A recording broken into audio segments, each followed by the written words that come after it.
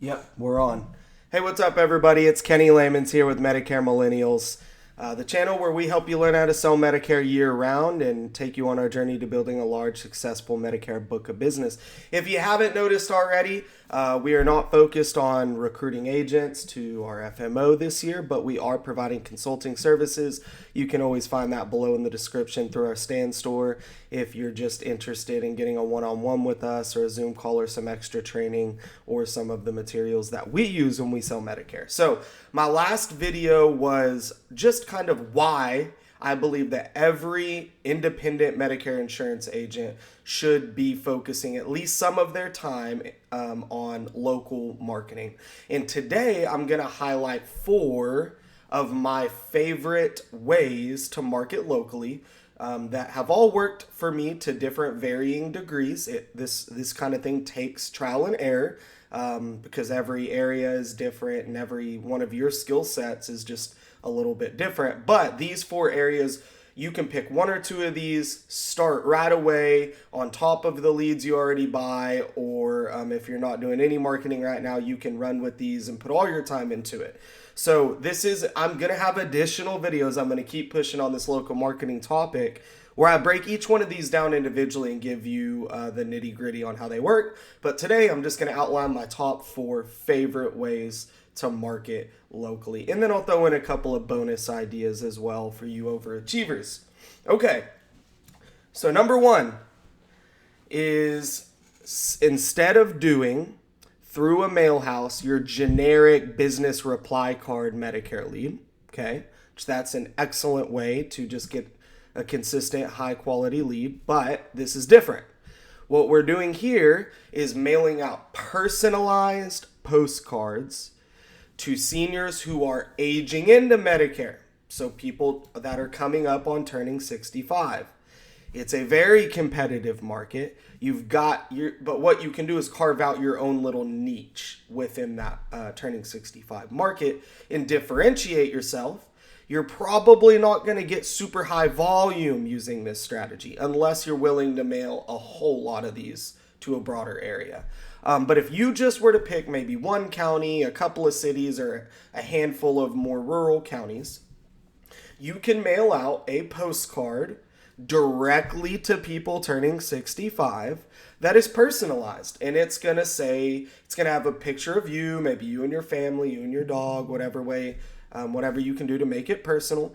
And it's going to emphasize that you're actually a local Medicare broker, that you actually proudly serve the area that they live in, and you live in the area that they live in. And in fact, on my cards, it makes it very clear that I would love to meet you one-on-one in person and give you one-on-one attention to help you learn, should you enroll in Medicare? How do you enroll in Medicare? What are the costs associated with Medicare? What plan, if any, should you choose to go with your Medicare? And so it's going to highlight that you're local and that you help people do that. So those are personalized postcards. Okay, I mail mine out through Vistaprint. I just use their templates and I upload the list of people turning 65 that I want and they take care of everything. Once I create that little template and upload the data, they mail it out. Awesome. Great way to get your name and face out there locally. People call you. You're not going to get a million phone calls off of 1,000 mailers, but these are high quality, higher commission, longer lasting, high chance of referral clients. Okay, number 2 on the list. The way that I've decided to define this is organization affiliations. Okay, so what do I mean by that? Affiliating yourself with local organization that seniors tend to gravitate towards. Gotta have my afternoon coffee. So a few examples of those are your local senior center. What happens at a senior center? Well, for one, it's a social club to a degree. People go there to play bingo, to shoot pool, to play cards, to eat lunch, and to just hang out with one another. Wow, so if you could get in somewhere like that and have a relationship there, you're going to become known locally. Senior centers are usually also the hub of Meals on Wheels. So you can even, if there's you can either look at sponsorship opportunities for events that senior centers do. You can just drop in and hang out. You can participate in community events that they do, or you can volunteer at these places, okay? But senior centers are good. YMCAs, or if you don't actually have a YMCA, just some type of community workout facility, okay? There's usually like a community workout facility either associated with like a college that's open to the community or the YMCA or something along those lines. And lots of seniors tend to go and socialize and work out and use the swimming pool and play pickleball and all of that stuff at these places. Again, the YMCA has tons of sponsorship opportunities. They also, you can just be a member there and be involved and volunteer up there and attend the community events. Food pantries, I have actually never directly worked at a food pantry, but I know a lot of agents that do. That population is underserved. So you can both you can feel good about yourself by assisting just in general with the food pantry. Actually help them out. Be useful. Create a relationship with the people who run that place by being useful and volunteering. And in turn, you're going to be able to serve and grow your business by serving an underserved population that goes to food pantries. VFWs are really great. So VFW, Veterans of Foreign Wars, I think that's what it stands for. But I mean, a lot of times it's a bar, a social scene where a lot of veterans hang out, and they do all kinds of events that you can participate in. If that's your niche, a VFW is a great way to get plugged into the community. There's a bunch of other things, but organizations in your community that seniors tend to gravitate towards, you can volunteer, you can sponsor, or you can just attend events.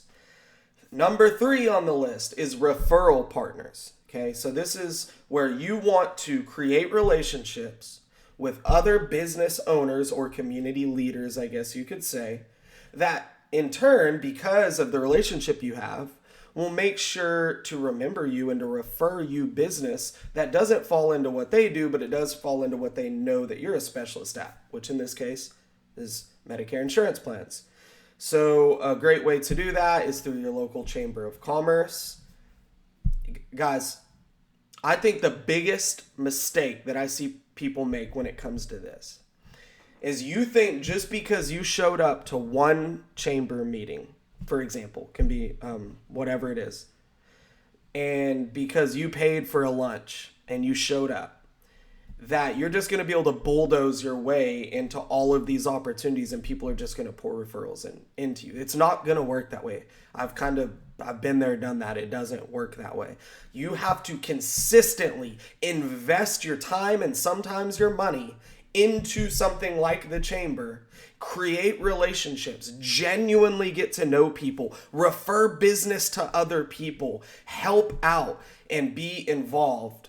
And over time, it is going to generate strong, long-lasting relationships with a continuous pipeline of referrals coming your way. Okay, so the Chamber of Commerce, BNI groups, which is just a big business networking international, I think.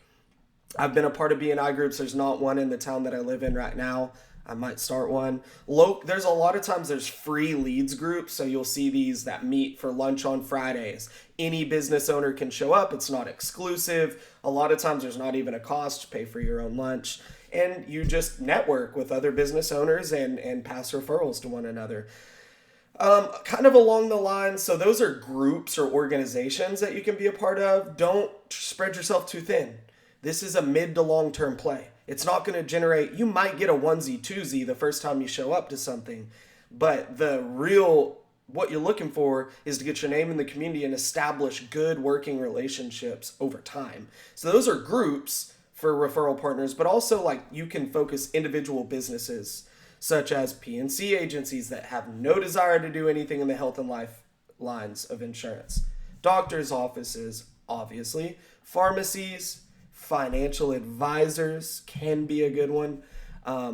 It really just depends on your personality. For example, I work with some financial advisors. They do pass me business, but I will tell you this, they have a much higher expectation out of you, okay?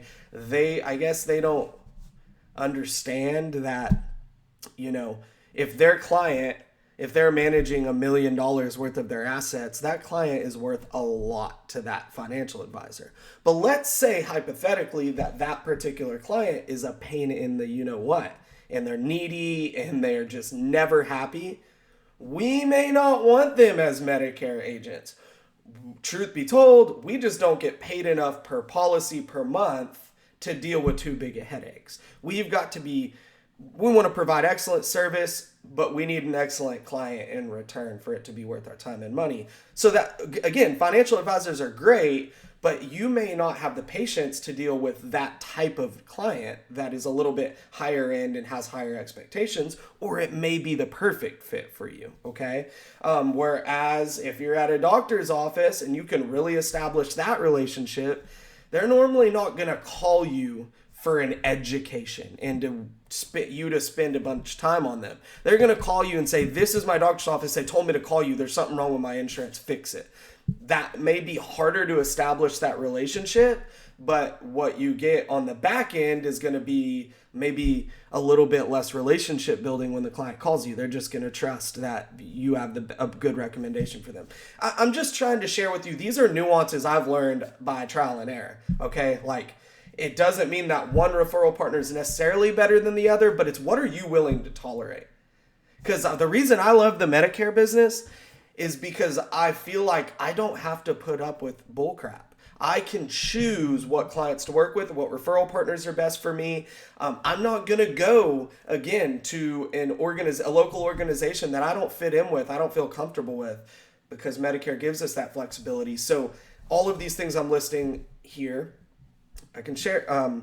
All of them, some will work for you, some won't. Okay, number 4, and I've talked about this before, can't wait to do a whole video on it, is free educational seminars. I've heard rumors, there's always rumors, that there may be some new compliance rules coming down the pipeline for educational seminars. So if you're not familiar, go back and redo your AHIP, okay? Because I'm not going to do a video I will never do a video on compliance because I'm never 100% sure. But just in general, educational seminars, there is far less rules as there are for a sales seminar. Okay, so at an educational seminar, it's exactly as it sounds. You are not going to be presenting plan details. You're not going to be pushing one product. You are going to be giving a general education on Medicare and the different options that can go with it, in hopes that those people want to do business with you and they kind of sign up. They take your card, they come and ask you for an appointment. They always do. If you're really good and you put on a good presentation, you're genuine, you don't need it to be a sales. They're there for a reason, okay, and they're going to work with you. So I like educational seminars because there's less stipulations there. Where can you do educational seminars?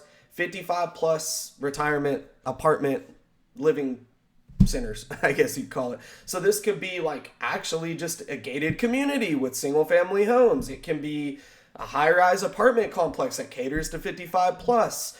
Can be, a lot of neighborhoods that surround golf courses, whatever that looks like where you live. There can be a bunch of different options. Senior centers will sometimes be happy to let you put on an educational class, and partnering with your chamber. A lot of times a chamber of commerce has a boardroom or a conference room that they'll let members use for little to no cost.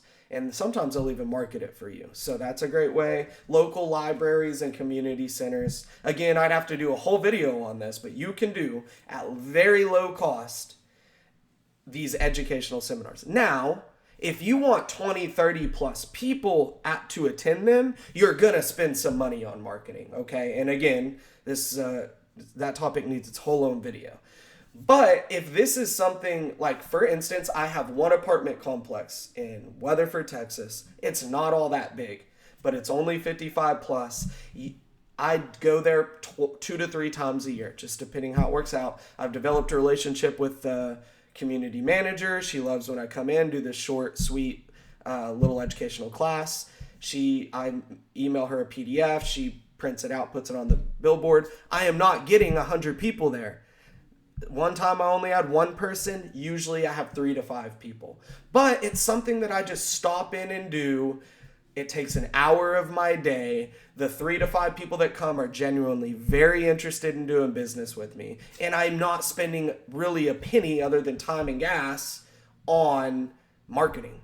However, I have also done seminars where I pay for a direct mail campaign or a Facebook campaign or an ad in the newspaper in different ways because I've got a bigger venue and I'm trying to get 20, 30 plus people there. These are, again, those are two completely different ways to do this, but it doesn't have to be expensive. So I hope this was helpful to you. I would love for you guys to put in the comments other ways that you have marketed locally that have been successful for you. Those are just four that have been good for me at different times and to different degrees. So I hope you found this video helpful. Can't wait to drop more videos going into more detail about each one of those. If you're interested in talking to us, just check out our description and we have ways to contact us there. Have a great day.